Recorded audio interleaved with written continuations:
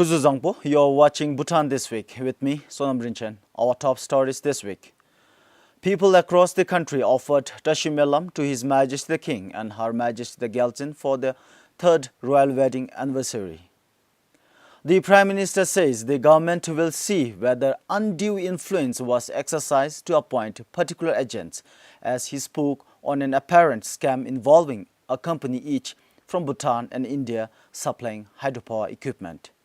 And a survey reveals that more than 70% of the Bhutanese women are not interested to appear as candidate for future political elections. 13th October 2011 is a historic day in the lives of all Bhutanese. It was on this day when His Majesty the King wedded Her Majesty the Gyaltsen amidst much joy and happiness, not just for the royal couple, but for the entire country. On its third anniversary, the Wangdi Fodong Rabde Dzongkhak administration, district court, local leaders and the Wangdi Dzong construction project lit 1,000 butter lamp for the long life, happiness and good health of His Majesty the King and Her Majesty the Gyaltsen. A Marmi Melam at the Wangdi Fodong Dratsang was also recited for the well-being of His Majesty the King and Her Majesty the Gyaltsen. The Prime Minister said the government will see whether undue influence was exercised by people in the government to appoint a particular agent. He was speaking after a recent issue on a company from India and a company from Bhutan alleged to have been involved in a scam. The companies were alleged to have made deals in the procurement of equipment involving millions of Nultram for Punachangchu 2 and Mangdechu hydropower projects. It is believed that a government project is not supposed to have agents. Mangdechu electromechanical works, I think. The two companies are Bharat Heavy Electricals Limited in India and Bhutan Ventures Trading in Bhutan. The two companies are alleged to have made deals in the procurement of electromechanical equipment for Punachangchu 2 and Mangdechu hydropower projects. A copy of a document exchanged between the two parties allegedly written to Bharat Heavy Electricals Limited by the Managing Director of Bhutan Ventures Trading highlights a 1.5% to 1.8% fee on the total value of the order to be placed for the two hydropower projects. Responding to a question from a journalist at today's press meet, the Prime Minister said that this is a cause of concern. The government, he said, will need to see whether undue influence was exercised by people in the government to appoint a particular agent. There are many agents representing many products in Bhutan. That said, we will need to see whether there was reason to establish an agency of BHEL here. More importantly, we may need to see whether undue influence was exercised by people in the government to appoint particular agents at particular commission rates. Now, all this at the moment is premature from the government's point of view. I have read the article that was published in the Bhutanese. I have read it very carefully. I have read the article published in the energy magazine Inertia. I have read that also very carefully. We will wait for more information to be provided by Inertia, as has been indicated in the article. There are also allegations on whether it was proper to appoint agents for BHEL, as indicated in the letter, where Bhutan Ventures Trading had clearly claimed to be BHEL's sole local agent in Bhutan. Pematsuki for BBS News. The Indian ambassador said he is impressed with the progress of the Mangdechu hydroelectric project. Ambassador Gautam Bambewale visited the 720 megawatt hydroelectric project recently. The ambassador also assured the government of India's support to the hydropower projects in the country.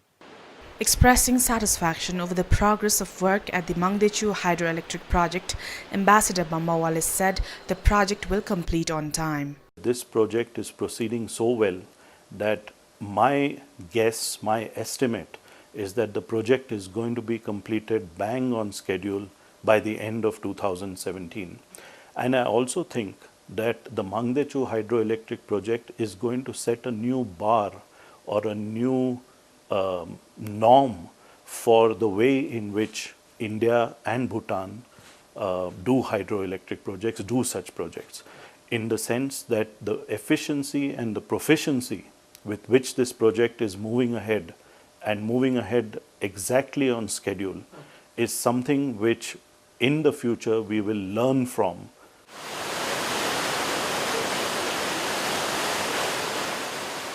On the project cost escalation, he said it is inevitable and that it should not be a big concern. Ambassador Bambawale also said India is committed towards meeting the target of producing 10,000 megawatt of electricity by 2020.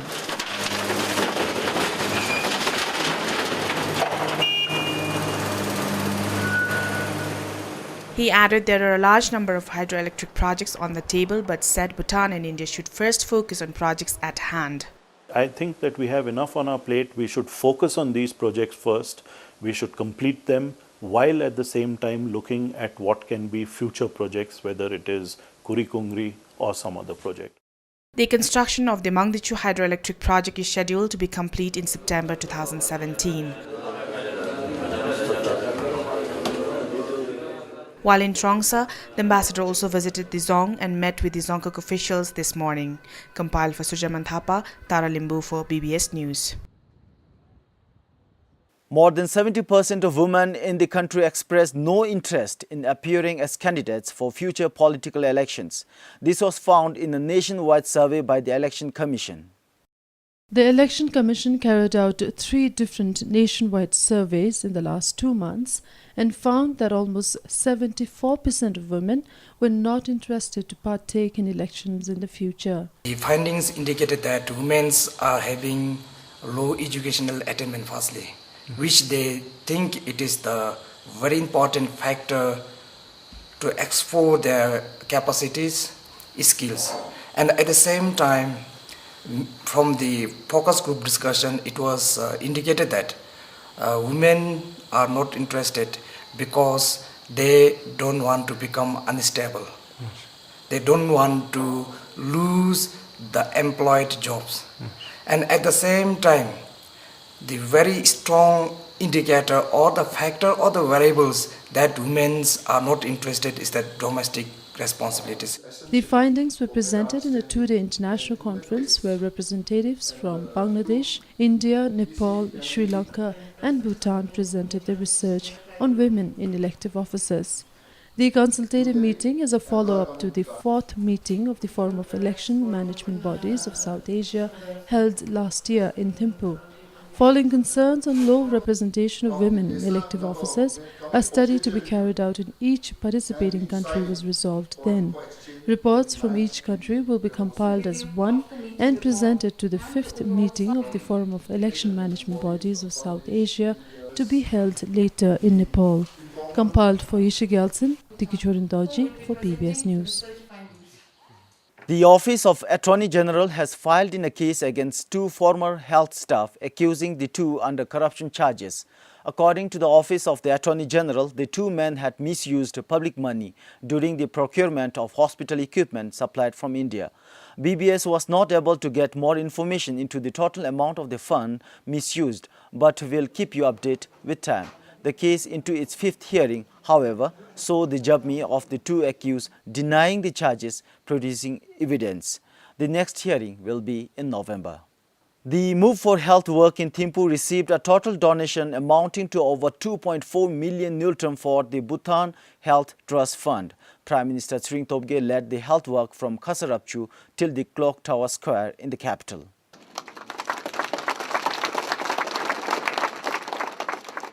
The Move for Health walk flagged off from Khasarapchu at around 8:30 this morning.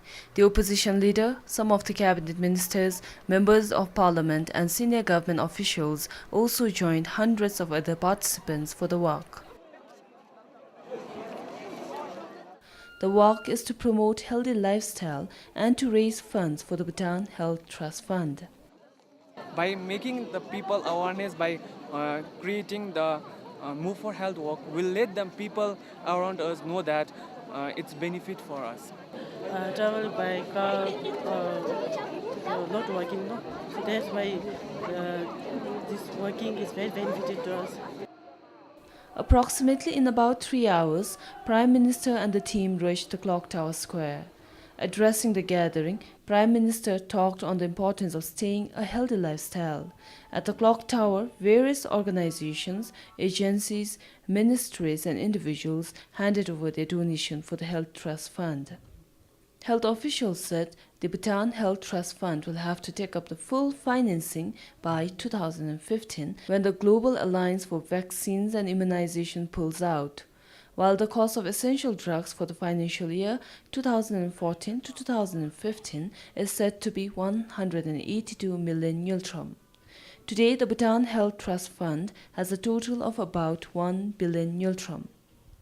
Since its operation in 2003, the Bhutan Health Trust Fund has been supporting in the procurement of vaccines. It has also been co-financing the procurement of pentavalent vaccines with Global Alliance for Vaccines and Immunization since 2009. Move for Health work was first initiated by the former Health Minister Sange Nyudup in 2002, raising almost $2 million. They had walked from Tashkent to Thimphu, covering a distance of over 500 kilometers. Last year, the Health Trust Fund received over 9.2 million Nyultrom. Sharab Sangmo for BBS News. Ultrasound machine at Riserbu General Hospital in Wamrong under Tashkent Dzongkhag has been left idle for 2 years. The machine is now out of order. The lone technician of the hospital was transferred and the hospital did not get any replacement. Now the machine is out of order.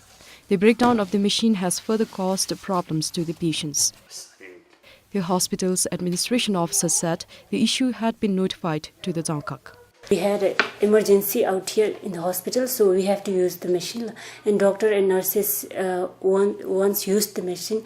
So during the usage of the machine, I think result didn't come out that clear. So doctor immediately informed Bhutan Engineering Service. So then BES team investigated the machine. And they confirmed us that machine has to be confirmed because it won't work. Patients visiting the hospitals are asked to go to the hospitals in Tashkent, Mongar and Pemagatsel. The district health officer said the Dzongkhag has written a letter to the ministry about the need for an ultrasound machine and a technician. To replace the new, so we wrote letter to ministry and till date we have not received any information or response from the ministry. At the same time, we also trying to follow up again with the ministry. Meanwhile, officials from the Ministry of Health said that they were not informed about the problem. Had they been informed, they would have rectified the problem immediately. The Riserbu General Hospital was established in December 1993. Today, the hospital has a total of 52 staff. Compiled for Chiche, Pemasuki for BBS News. Lul village in Wangdi Fordang would have been abandoned if not for the villagers. Locals took loans to construct a 7.5 kilometers road to the village. There are just 8 households, which means the village do not get a farm road. The Farm Road Guidelines 2013 states that a village has to have a minimum of 20 households and be a kilometer away from any roadhead to qualify for a farm road. This is the road leading to the Lul village. It was completed in July this year. 6 villages took a loan of 550,000 Nyultrom from the Bhutan Development Bank. The main aim to construct the road is to bring all the villagers back home, as they have been working in other places without anything for future. And now with the road, we can work and earn like any villagers from other guilds.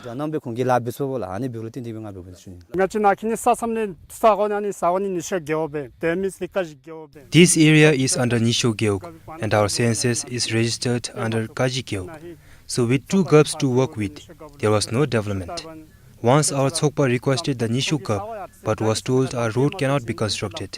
Tsokpa told us that since government cannot construct the road, we will use the government's excavator but bear the cost of the fuel.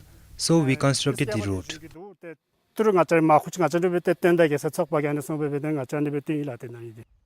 But now the problem is the 6 people who availed themselves of the loan are struggling to repay. I think we might have enough potatoes and chilies to sell to pay the loan installments beginning next year. But for this year, we had to borrow money from our friends and relatives to pay our loan installments.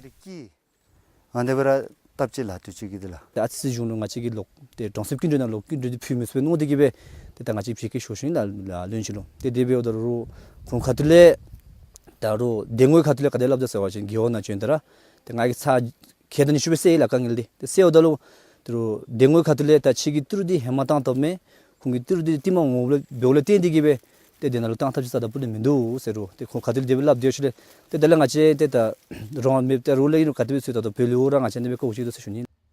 But locals are at least happy that a road is here and things might change for better soon. Compiled for Kunsangtile in Ong de Fodrang, Dishinongmo, BBS News.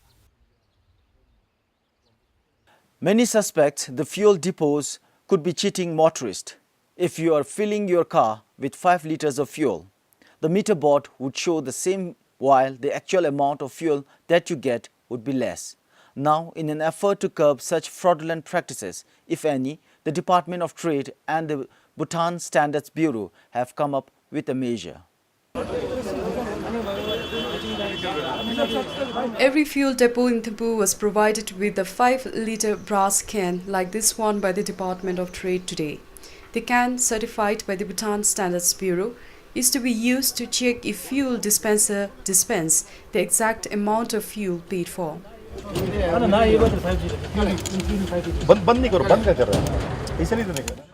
Now, this means if motorists doubt fuel depots are robbing you blind, you can demand for a verification using the can. As part of the launch of the measure to curb any fraudulent practice by the fuel depot, the officials from the Department of Trade and the Bhutan Standards Bureau visited 3 fuel depots in Thimphu. Each fuel station was made to dispense petrol into the can. The exercise found a short of 0.02 to 0.03 liters in all 3 stations. For every 0.02 variation in petrol, consumers lose 20 milliliters for every 5 liter, meaning consumers lose 1 neutrum and 30 chetam. Well, the tolerance has already been taken care when we calibrate the 5-liter jars that we distributed to these fuel dispensing units using our standard vessel. So when it comes to the consumer, when the fuel dispensing unit uses these jars to verify, it has to be accurate. There is no tolerance at all. Teshwachu added, if the quantity variation continues, the fuel depots will be dealt as per the trade regulation.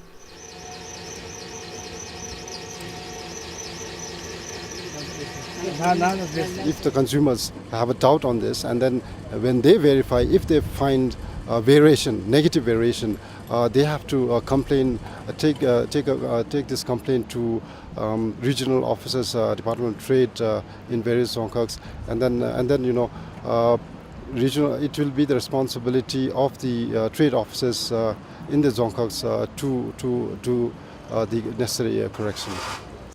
Trade officials said the fuel stations across the country will be recalibrated to prevent quantity variation. In terms of fuel quantity, regional trade officers say a slight variation is expected because of the wear and tear of the fuel dispensing machines. The 5-liter cans would be distributed to fuel depots in other parts of the country as well. Pemasuki for BBS News. Phuntsiling Dungha Court has asked the Gup of Naja Gyokin Paro and the 2 other men involved in the Toke Gecko case to pay a fine of 100,000 nultram each to the Department of Forest and Park Services. The fine has to be paid within 15 days after the verdict is passed. It all started on the 7th of January earlier this year when one of them was caught by the forestry officials in Phuntsiling carrying 3 live Toke geckos. Initially, only 2 men were known to be involved, and they were imposed a fine of 100,000 nultrum for each gecko, but they failed to pay even after having been given several deadlines, so the case was forwarded to the court. And it was during the trial when the involvement of a third person, the Gup of Naja Geo, was learned.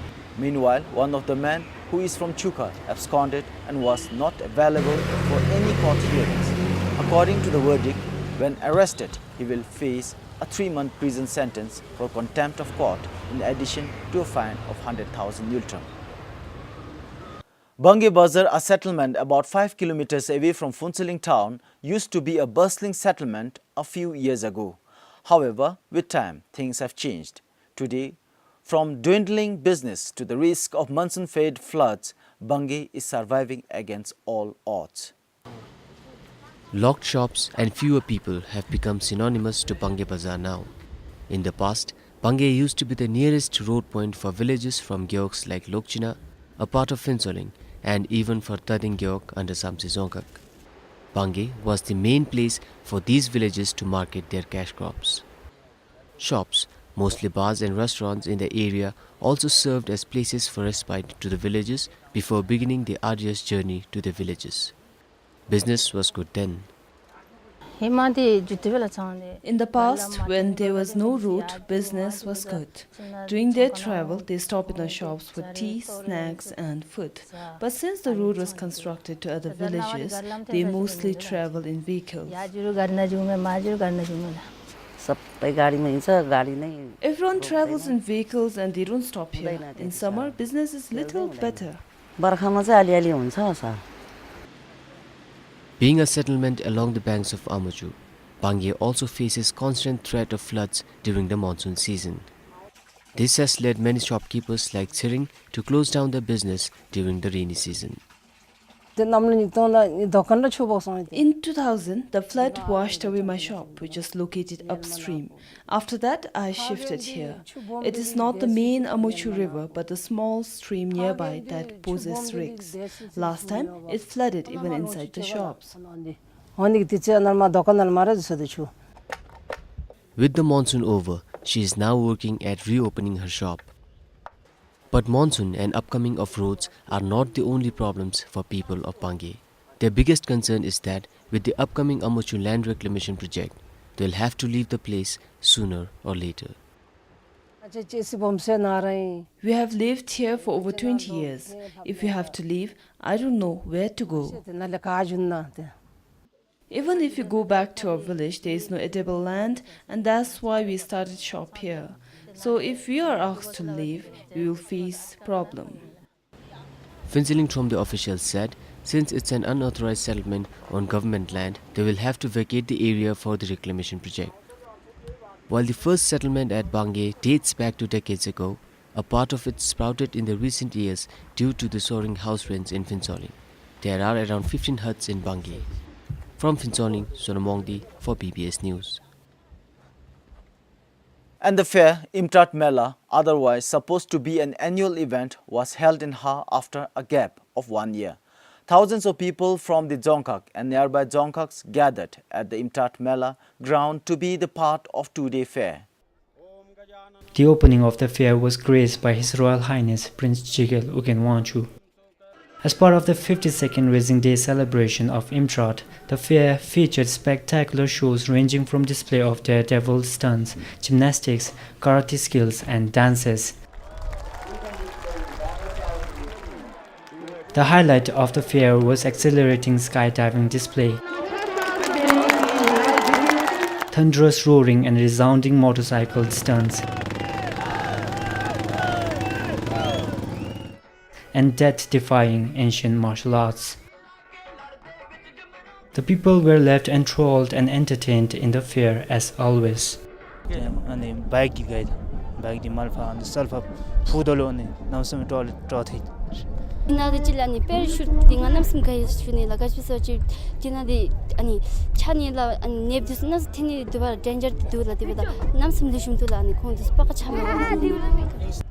One of the regular highlights of the fair, the dog show, was missing this time.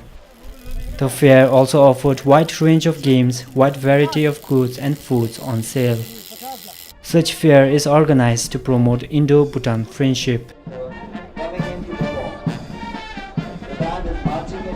The intra-training day is celebrated basically to celebrate the setting up of the intra-training team here. It also acts as a forum for all the locals to partake in the celebrations. He said the fair was not held last year to mourn the loss of life of Bhutanese soldiers during explosives mishap. The fair ended today. Chatin Duchu, PBS News. Well, that ends this week's Bhutan This Week, and it is goodbye from me, and I am Sonam Rinchen.